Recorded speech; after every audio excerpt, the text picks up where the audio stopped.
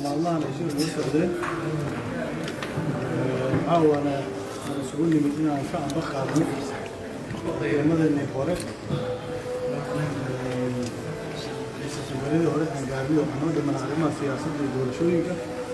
iyo amniga intaba sidii uu soo jeediyey qodobbo wax ku qaal ah in wax laga xaliyo ay tahay oo ay ka mid yihiin amniga doorashooyinka sida in dhacdadii 19 Febraayo dhacday dadkii ku lug lahaa ee taliyaasha ciidanka arrintaas ka dambeeyey laga qaado tilaab madaxweynaha madaxweynkiisa dhammaaday oo wareejiyo mas'uuliyadda amniga oo ku wareejiyo xukuumadda sidoo kale saaxada siyaasadda in la furo oo dadku si xor ah ay siyaasadda ama activity siyaasadeed u samaysan karaan xilli doorasho maadaama lagu jiro inkastay masaaxada siyaasadda markasta ay furnaato ay sax tahay iyo mandate madaxweynaha hore ee xilligiisa dhammaaday waxa laga yeelayo iyo sidoo kale arrimaha la xiriira kaalinta midowga oo ku yeelanayo hadallada doorashooyinka la xiriira ee shirarka loo madnan yahay intaba waxaan isku daynay hal kasta oo suuragal ah inaan wada gaarno taas laakiin laguma guulaysanin nasiib darro xilligaana aragtaana saddexdii subaxnimo lagu dhow yahay waxaan u soo jeednay in arrimahaas xal laga gaaro si hore loogu socdo looguna aqoonqaado in la fududeeyo wax kastoo suuragala ee dalkan doorasho oo dhici karto dadaal kasta oo midowga bixiyey iyo tanaasub kasta uu sameeyey runtii taas beddelkeeda annaga maan arkin waxaan aad iyo aad ugu xunnahay in dad go-aanka ayaga iska leh oo dastuuriyan iyo siyaasiyanba u leh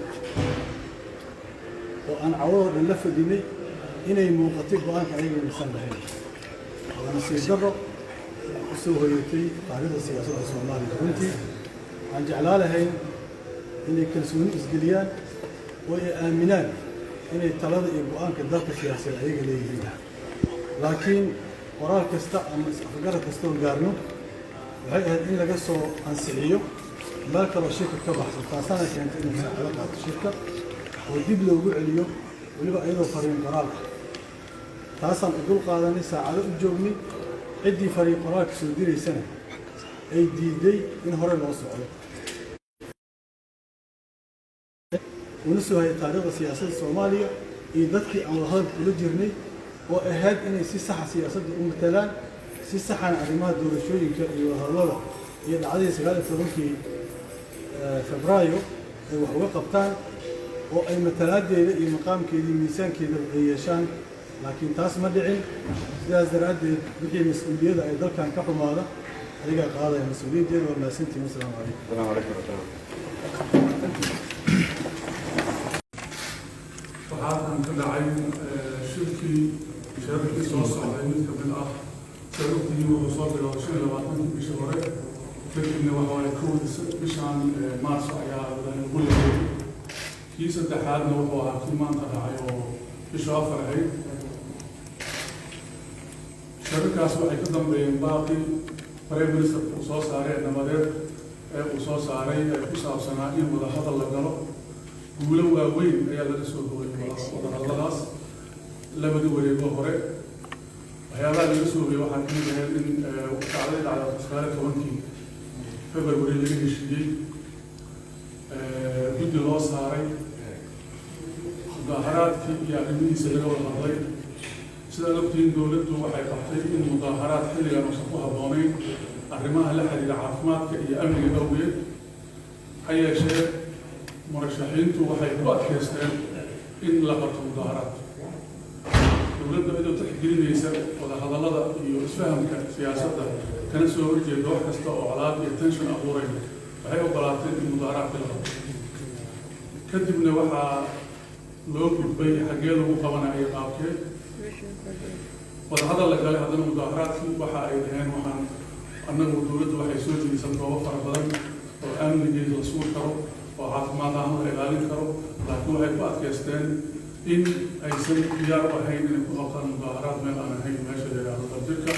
haddana mar kale dowladdu arrintaas way fulisay waxaa lagu raacda jidka inuu qabto waxaa loo saaray guddi farsamo oo ka shaqeeya arrimahaas oo maantana fadhi yeeshay laakiin farsamadii iyo arrimaheeda waa lagu jiraa weli lama soo dhamaystirin qaabka ay ku dhici doontana waa wax farsamo ku jira amniga sida loo sugayo caafimaad ahaan qaabkaas waxyaabaha marka laga soo gudbiyo caawa shirka loo fadhiyo waxaa ku saabsanaa codsi ay soo gudbiyeen murashaxiintu oo ku saabsan in lagu daro madasha dowlad goboleedyada iyo dowladda dhexe ka dhexaysa inay fadhigaas ka galaan oo waxyaabihii lagu heshiiyey 17 December iyo 16 hadeer Baydhabo in ay rabaan fadhiyadaas inay ka qayb galaan oo madasha lagu geliyo arrinkaasi sida adagtiin saacada dheer ayuu qaatay arrin ay dowladdu ama xukuumaddu mas-uul ka tahana ma aha waa arrin u yaala maamul goboleedyada iyo dowladda dhexe